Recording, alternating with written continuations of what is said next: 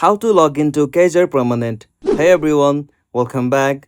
In this video, I will show you how can you sign in or log into your Kaiser Permanente account. So let's get started. First, you'll have to open any browser on your system. After you open browser, in the source field, you'll have to search for Kaiser Permanente. After you search it, you can easily find the official site like healthy.kaiserpermanente.org. So simply tap on that Kaiser Permanente. Now from the section, after you open official site, you'll get this type of interface. From your at the top right, tap on sign in.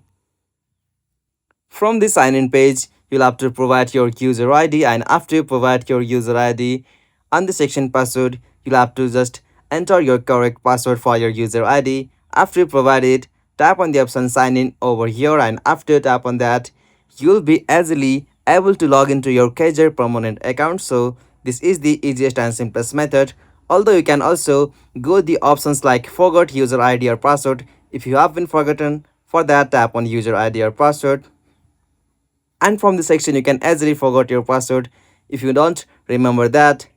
Hope you found this video helpful to you, and please don't forget to keep a like and subscribe to our YouTube channel for more quick and short tutorial like this.